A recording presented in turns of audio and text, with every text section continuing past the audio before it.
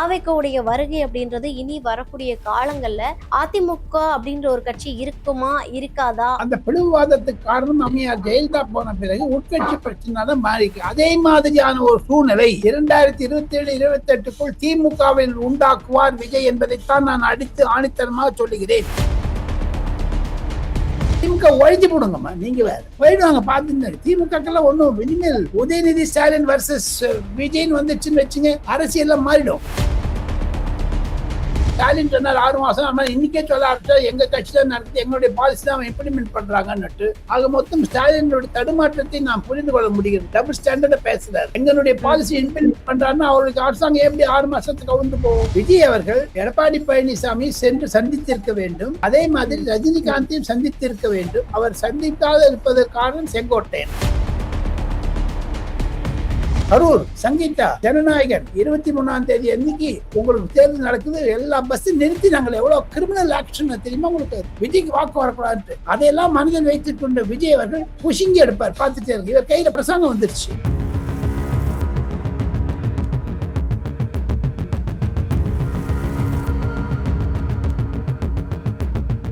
So நீங்க எம்ஜிஆர் அவர்கள் கட்சி ஆரம்பிச்சதுல இருந்து பல்வேறு விஷயங்களை பார்த்திருப்பீங்க. அதிமுகவும் பல்வேறு பிரச்சனைகள் பல்வேறு விமர்சனங்களை தாண்டி தான் இன்னைக்கு வரைக்குமே இவ்வளவு ஸ்டேபிளா இருந்திருக்காங்க. பட் தாவேக்காவுடைய வருகை அப்படின்றது இனி வரக்கூடிய காலங்கள்ல அதிமுக அப்படின்ற ஒரு கட்சி இருக்குமா இருக்காதா அப்படின்ற ஒரு பெரிய கேள்வி எழ வச்சிருக்குதே. அந்த பிளவுவாதத்துக்கு காரணம் அம்மையார் ஜெயலலிதா போன பிறகு உட்கட்சி பிரச்சனை தான் மாறிக்கு. அதே மாதிரியான ஒரு சூழ்நிலை 2027-28க்குள் திமுகவில் உண்டாக்குவார் விஜய் என்பதைத்தான் நான் அடித்து ஆணித்தரமாக சொல்லுகிறேன். ஆக மொத்தம் தமிழகத்தில் விஜயை எதிர்த்து 2 கழகங்கள் இருக்காது. அதை தான் சொல்லிட்டு வர்றாரு. நீங்க 2 பேரும் ஆண்டது போதும், எனக்கு ஒரு சான்ஸ் கொடுங்க. கொடுத்துட்டாங்க ஜனங்க.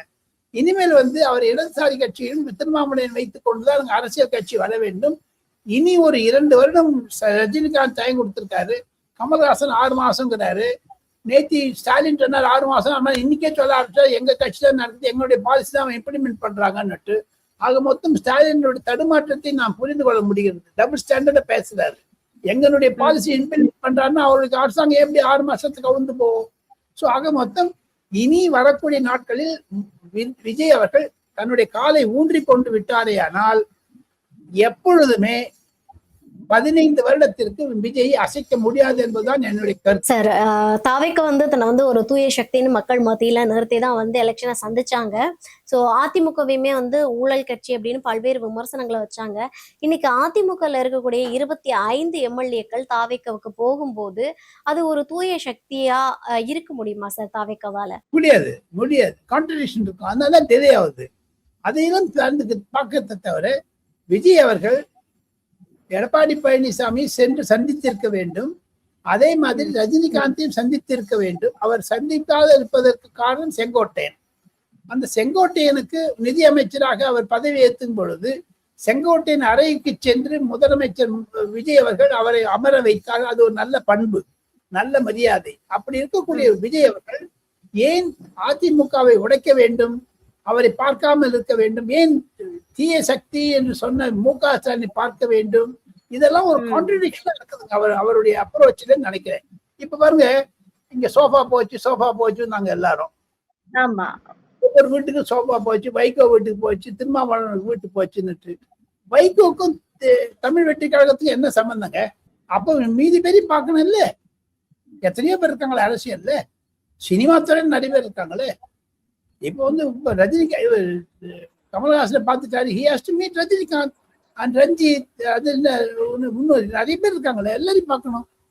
ஒரு he cannot have a choose. எல்லாத்துக்கும் ஃபோன் பண்ணிட்டு வீட்டுல இருந்து உட்காந்துருந்து 10 பேருக்கு வரிசையா ஃபோன் பண்ணிடுங்க. நல்லா போச்சு, அதை ட்விட்டர்ல போட்டுருங்க. அதுதான் நம்ம ஒரு வழிமுறையா இருக்கணும். இப்ப வட இந்தியாவில் முதல் பிரதமராக உடனே மோடி அவர்கள் மன்மோகன் சிங்கை சந்தித்தார், அடல் பிகாரி வாஜ்பாயை சந்தித்தார், அத்வானியை சந்தித்தார். ஒவ்வொரு வாட்டியும் எல்லாரையும் பார்த்து பிரணாப் முகர்ஜி ஜனாதிபதியாக இருந்தபோது சந்தித்தார். ஜனாதிபதி அந்த பதவி இறந்து சந்திச்சார். இதெல்லாம் ஒரு வரிசையா இருக்குது இல்லைங்களா? அதே மாதிரி விஜய் அடாப்ட் பண்ணிக்கணும். கவர்னர் போய் சந்திச்சிருக்கணும் முதல்ல பதவி ஏற்ற பிறகு. அவருக்கு ஊருக்கு போயிட்டான்னு வச்சுங்க. நேற்று வந்த பொழுது சென்னைக்கு சந்திக்க வேண்டும். அதே மாதிரி முன்னாள் கவர்னர்கள் பல யார் உதவி பண்ணாங்களோ, ஏதோ அந்த கேண்டிடேட் வீட்டுக்கு போனான்னு பார்த்தேன். அதெல்லாம் ஒரு மகிழ்ச்சிகரமான சம்பவம் தான். But one has to very careful தான் நான் நினைக்கிறேன். ஏன்னா இவர் வந்து ஒரு புதிது அரசியலுக்கு புதிதாகத்தான் இருக்கிறார். மெல்ல மெல்ல நடக்க வேண்டும் என்பதுதான் பலருடைய ரசிகர். இப்போ நான் எவ்வளவு சப்போர்ட் பண்ணேன், ஏடிஎம்கே எடப்பாடி பழனிசாமியும் விஜய் வந்தாருன்னா திமுக காணாத போயிருக்கும். அது ரெண்டு பேருமே பண்ண மறந்துட்டாங்க. நான் தேர்தலுக்கு முன்னாடியாவே சொன்னேன், நான் இது மாதிரி 2 பேரும் ஒன்னா இருக்கணும்ட்டு. தொங்கு சபை வரும் என்று தங்களுடைய தொலைக்காட்சி நான் தான் முதல்ல சொன்னேன். ஸோ இதெல்லாம் வச்சு பாத்தீங்கன்னா இப்போ அவருடைய டெல்லி பயணம் வெற்றிகரமாகத்தான் முடியும். போதாத வரைக்கும் நெதர்லாந்தில் இருக்கக்கூடிய இந்த செப்பு தடவாளங்களை எல்லாம் கொண்டு வந்திருக்கிறார்கள். அதுவும் பிரதமர் நரேந்திர மோடி வந்து விஜயிடம் காண்பிப்பார் என்று தான் டெல்லியில் உசுசுகமா செல்லுகிறார். நாளை மறுநாள் டெல்லிக்கு வந்த உடனே கண்டிப்பாக விஜய் அவர்களுக்கு ஒரு பெரிய அரசியல் புரிதல் திருப்பம் வரும் நினைக்கிறேன். சார், நீங்க வந்து பேசும்போது சொன்னீங்க குழந்தை போல செயல்படணும், இல்ல வந்து சிஎம் அவர்கள் வந்து ஒவ்வொரு அடியும் பார்த்து பார்த்து எடுத்து வைக்கணும் அப்படின்னு. ஆனா இந்த 7 நாட்களுக்குள்ள சிஎம்ஆ பதவி ஏற்றதுக்கு அப்புறம் விஜய் அவர்களுடைய அந்த ஸ்டெப்ன்றது ரொம்ப தடாலடியா இருக்குல்ல, பல்வேறு நடவடிக்கைகளை ரொம்ப துரிதமா எடுத்துட்டு இருக்காங்க. இதை எப்படி பாக்குறீங்க? அவருடைய துடிப்பை காண்பிக்கிறது. வாக்குறுதிகள் கொடுத்ததை நம்ம நிறைவேற்ற வேண்டும் என்ற துடிப்பை காண்பித்தது. அது இனிமேல் போக போகதான் அவருக்கு பணத்தினுடைய மகிமை தெரியும். போதாத குறைக்கு பொதுமக்களிடையே கோல்டு வாங்காதேன்னு சொல்லி பிரதமர் சொல்றாரு. கோல்டு விலை அதிகமா இருக்கு, கோல்டு ஓவர். இவர் 8 கிராம் தங்கம் எப்படி கொடுக்க போறாரு கல்யாணம் ஆன போல ஒரு வெயிட் அண்ட் வாட்ச். திமுக செய்த நீட் மாதிரி ஒரு தோல்வி வரையக்கூடாது. இருப்பினும் விஜய் அவர்கள், நான் வந்து பணம் சேர்க்க மாட்டேன், எனக்கு வருஷத்துக்கு 2000 கோடி வந்திருந்தது, அதை விட்டுட்டு உங்களுக்கு பொது சேவை செய்ய வந்தேன்னு சொன்னதுனால எனக்கு ஒரு ஹோப் இருக்குதுங்க, ஒரு எதிர்பார்ப்பு இருக்குது, கண்டிப்பாக விஜய் செய்வார் என்று. சோ இன்னைக்குமே ஒரு சம்பவம் நடந்தது. என்ன அப்படின்னா, முன்னாள் அமைச்சரா இருந்த செம்மலை அவர்கள் வந்து கட்சியில இருந்து விலகும் போது ஒரு விஷயத்த சொல்றாங்க. அதாவது வந்து தாய் இல்லாத கழகமா அதிமுக மாறி இருக்குது, தவிக்குது, அதனால வந்து நான் அதிமுக விட்டு விலகுறேன், அதிமுக கட்சி வந்து கரையுது அப்படின்னு சொல்லிட்டு ஒரு விமர்சனத்தை வச்சிருக்காங்க. ஸோ இப்படி எல்லாருமே கட்சியை விட்டு விலகி போறதுக்கான ரீசனே வந்து சரியான தலைமை இல்லாதது, எடப்பாடி அவர்களுடைய தலைமை சரியில்லை அப்படின்ற அதிருப்தியில தான் வெளில போறாங்களா? தமிழகத்தில் கடந்த 1967க்கு பிறகு பல அரசியல் சம்பவங்களை நான் நேரில் பார்த்ததாலும், அம்மையார் ஜெயலலிதா அவர்களையும் ஐயா கருணாநிதி அவர்களையும் ஈவன் எம்ஜிஆர் அவர்களையும் நேரில் சந்தித்து பார்த்தக்கூடிய ஒரு, நான் யங் ரிப்போர்ட்டர் இருந்தபோது எம்ஜிஆர் பார்த்துருக்கேன். 72, 73, 74 அந்த வருஷத்துல தான். அதை மனதில் வைத்துக் கொண்டு பார்த்தால் கண்டிப்பாக விஜய் அவர்கள் நடக்கக்கூடிய பாதையில் பல சங்கடங்கள் வரும். அதற்கு அது மாதிரியான சங்கடங்கள் எதிர்கட்சியா இருக்கக்கூடிய அதிமுகவிற்கு வந்து கொண்டிருக்கிறது. எந்த கட்சியும் ரிவால்வ் பண்ண முடியாது, தடால்னு வந்துடும். 27 வருடங்கள் கழிந்து பாஜக வந்து டெல்லியை பிடிச்சிருக்காங்க. டெல்லி அசம்பிளியில ரேகா குப்தா சீஃப் மினிஸ்டரா இருக்காங்க. அதே மாதிரி 10 வருடம் கழிச்சு கேரளால காங்கிரஸ் ஆட்சி பிடிச்சிருக்குது. திமுகவோ அதிமுகவோ அவ்வளவு சீக்கிரமா அழிக்க முடியாது. பொதுமக்களிடையே அதெல்லாம் ஒரு வேகம் குறையுமே தவிர இளைஞர்கள் வாக்கு அதிமுக திமுகவுக்கு போகாது இருப்பது விஜய்க்கு வந்திருப்பதே ஒரு திருப்பம். காரணம், தமிழகத்தில் இந்த 2 கட்சிகளும் திமுக அதிமுக இரண்டுமே சேர்ந்து தமிழகத்துடைய பொருளாதாரத்தை, வளர்ச்சியை மற்றும் கல்வித்திறனை எல்லாமே முடக்கினார்கள். விஜய் வந்து செய்யணும்னு ஆசையா இருக்காரு. அந்த பேக்ரவுண்ட்ல பாத்தீங்கன்னா ஏடிஎம்கே ஸ்பிளிட் ஆனது வருத்தம் தான். தமிழகத்தில் ஒரு நிலையான ஒரு எதிர்கட்சி தேவை. யாருமே வரலீங்கள எதிர்கட்சி வரத்துக்கு. இல்ல சார், இப்பவே திமுக எதிர்கட்சியா தானே இருக்காங்க. திமுக ஒழிஞ்சு போடுங்கம்மா, நீங்க வேற போயிடுவாங்க பாத்துங்க. திமுகக்கெல்லாம் ஒண்ணும் இனிமேல் உதயநிதி ஸ்டாலின் வர்சஸ் விஜய்னு வந்துச்சுன்னு வச்சுங்க, அரசியல் மாறிடும். சார் இல்லையே, இப்பவே வந்து சட்டமன்றம் விஜய் வர்சஸ் உதயநிதினு மாறிடுச்சு. அப்படித்தானே இன்னைக்கு சட்டமன்றமே செயல்பட்டுக்கிட்டு இருக்கு. போய் பாருங்க இன்னும் எப்படி ஆகுதுன்னு பாருங்க. அடுத்த சட்டமன்றம் அடுத்த மாசம் 15ஆம் தேதிக்குள்ளதாக சட்டமன்றத்தில் பட்ஜெட்டை நிறைவேற்ற வேண்டும், பட்ஜெட் தொடரை கூட்ட வேண்டும், ஆளுநருடைய உரையை படிக்க வேண்டும். அப்பதான் படிச்சீங்கன்னா உதயநிதிக்கும் விஜய்க்கும் இருக்கக்கூடிய மோதல்களை பார்த்து விஜய் மேல வந்துடுவாரு, உதயநிதி கீழே போயிடுவாரு. பார்த்துட்டே இருங்க. சரி, இப்ப நீங்க சொல்றீங்க எதிர்கட்சி அப்படின்னா வந்து வலிமையோட இருக்கணும், ஆளுமையோட இருக்கணும் அப்படின்னு. சோ நீங்க உதயநிதி அவர்கள் வந்து ஒரு பக்கம் விமர்சிச்சாலுமே, சோ முன்னாடி எதிர்கட்சி தலைவரா இருந்த எடப்பாடி அவர்களுடைய தலைமை அப்படின்றதோ, ஒரு எதிர்கட்சி தலைவரா எடப்பாடி அவர்கள் சரியா செயல்படல அப்படின்ற ஒரு குற்றச்சாட்டையுமே இப்ப வந்து சி.வி. சண்முகம் அவர்கள் வந்து பொதுவெளியில தொடர்ந்து வச்சுக்கிட்டு தானே இருக்காங்க. அது அவருடைய பர்சனல் ஒப்பீனியன். இப்ப நான் பார்த்துட்டு இருக்கேன், எனக்கு வந்து ரவீனா பத்தி எனக்கு கேள்வி கேட்கறதுல எனக்கு பிடிக்கிறது, சில பேருக்கு பிடிக்காது இருக்கலாம். ராஜகோபால் பதில் சொல்றது சில பேருக்கு பிடிக்காது இருக்கலாம், சில பேருக்கு பிடிக்கலாம். அவருடைய கருத்து CV சண்முகத்திற்கு நாளையே மந்திரியாக வேண்டும். அவங்களும் மந்திரி அது போதாக வரைக்கும் டிடி விஜயன் வேற சொல்லியிருக்காரு, அந்த காமராஜ்ங்கிற MLA வெளில போனா நாங்க CBI கம்ப்ளைண்ட் கொடுப்பேன்னு படமாற்றம் நடந்திருக்கிறது என்று அடித்து போட்டு சொல்லுகிறார்கள். அவர்கள் எல்லாம் அந்த மாற்றின் குடும்பத்தை தான் நோக்கி சாடுகிறார்கள். இதெல்லாம் ஒரு மைனஸ் பாயிண்ட்ஸ் வருதுங்க விஜய்க்கு. அதெல்லாம் அவர் சரி பண்ணணும் தான் என்னுடைய அறைகூவல். இல்ல இதை நீங்க மைனஸ் பாயிண்டா எடுக்கிறீங்க. இந்த 25 MLAக்கள் வெளியில போறது மிகப்பெரிய ஒரு மைனஸ் இல்ல ADMK.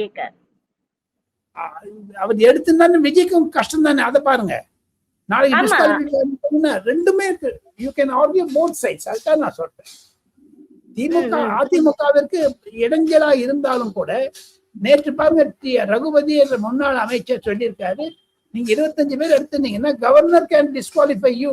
அதை விட நீங்க பேசாது ராஜினாமா பண்ணிட்டு விசில் சின்னத்துல போட்டிட்டு வரலாமே, ஜாலியா போட்டுமே. ஒரு 4 மாசம் எலெக்ஷன் வந்துரு போகுது, 4 மந்த்ஸ்க்குள்ள வந்துடணும் ரூல் இருக்குதுங்க, அந்த இடைத்தேர்தல் வரணும்னுட்டு.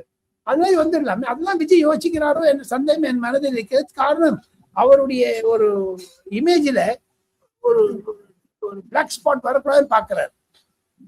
ஓகே, இப்போ ஒருவேளை அதிமுக எந்த ஒரு நிபந்தனையும் இல்லாம ஆதரவை கொடுத்து எடப்பாடி அவர்கள் மத்தியில வந்து தாவேக்காக்கு போறதுக்கு வாய்ப்பு இருக்கா? கிடையவே கிடையாது. எடப்பாடி இனிமேல் வரமாட்டாரு. காரணம் எல்லாம் இப்ப பொதுக்குழு கூட்டணம் ஆரம்பிச்சுட்டாங்க. அந்த கட்சி இன்னும் ஃபர்தரா உடைஞ்சுமே தவிர என்னுடைய கருத்துப்படி எடப்பாடி பழனிசாமி இனிமேல் எப்போ அசம்பிளிலேயே எடப்பாடி பழனிசாமி விஜய்க்கு ஆதரவா பேசினாரோ அன்னைக்கே வந்திருக்கணும். அந்த CV நம்ம செங்கோட்டையின் மூலமா தான் தடுக்கப்பட்டது என்று அப்பவே சொன்னாங்க. இன்னைக்கு செம்மலை ராஜினாமா, நாளைக்கு முன்னூத்தர் ராஜினாமா, நாளைக்கு முன்னூத்தர் ராஜினாமா இருந்தா பொதுமக்களிடையே இந்த அதிமுக மீது இருக்கக்கூடிய நம்பிக்கை குறையும். அதே மாதிரியான நிலைமை திராவிட முன்னேற்ற கழகத்திற்கு 1 மாதத்திற்குள் வரவில்லை என்றால் அவன் பார்த்துட்டே இருக்கும். அவ்வளவு பொலிட்டிக்கல் ஆம்பிஷன்ஸ்ல பொலிட்டிக்கலா விஜய் வந்து ஹேண்டில் பண்ணி எதிர்கட்சி கண்டிப்பாக முடக்குவார் என்று. ஏன்னா கரூர் சங்கீதா ஜனநாயகன் 23ஆம் தேதி அன்னைக்கு உங்களுக்கு தேர்தல் நடக்குது, எல்லா பஸ்ஸும் நிறுத்தி நாங்கள் எவ்வளவு கிரிமினல் ஆக்ஷன் தெரியுமா உங்களுக்கு, விஜய்க்கு வாக்கு வரக்கூடாதுன்ட்டு. அதையெல்லாம் மனதில் வைத்துக் கொண்ட விஜய் அவர்கள் புஷிங்கி எடுப்பார், பார்த்துட்டே இருக்கு. இவர் கையில பணம் ராஜ்யம் வந்து அரசாங்கம் வந்துருச்சு. ஆனா யாருமே கூட்டணி தர்மத்தை மீறலையே. எல்லாருமே திமுக கிட்ட போயிட்டு கேட்டுட்டு அதுக்கப்புறம் தானே தாவேக்காவுக்கு ஆதரவே கொடுக்குறாங்க. அப்படி இருக்கும்போது இந்த இக்கட்டான சூழ்நிலையில கூட திமுக விட்டு கூட்டணிகள் வெளியில வரலையா? கூட்டணி தர்மமே கிடையாது. கூட்டணி தர்மத்துக்கு அதர்மம் பண்ணிருக்காங்க இந்த கம்யூனிஸ்டும் விடுதலை சிறுத்தை கட்சியும். எங்க இப்ப நான் வந்து ஒரு மனைவி வச்சுருக்கேன், என்னை விட்டு இன்னொரு பொம்னாட்டிட்டு போக முடியுமா? அந்த மாதிரி தானே பண்றாங்க எல்லாரும். தவறாச்சே. எனக்கு வந்து டைவர்ஸ் ஆன பண்ண அங்க போக முடியும், நீ டைவர்ஸே பண்ணல, கூட்டணியில் இருக்கேங்கிறீங்க. இன்னைக்கு CM சொல்ற, இந்த பழைய CM சொல்றாரு எங்களுடைய கொள்கை தான் நிறைவேற்றுறாருன்னுட்டு விஜய் ஸ்டாலின் சொல்றாரு. ஸோ இதெல்லாம் ஒரு கான்ட்ரடிக்ஷன் இருக்கிறதுனால நடந்த 4 நாட்கள், முதல்ல நடந்த 4 நாட்களுக்கு இப்போ நடக்கதை வைத்து பார்த்தால் எதிர்கட்சிகள் குழம்பி கிடக்கின்றன என்பதைத்தான் என்னுடைய கருத்தாக சொல்லி அடுத்த வீடியோவில் நான் சந்திக்கிறேன். அது மட்டும் விடைபெறுகிறேன். நன்றி, நமஸ்காரம், வணக்கம்.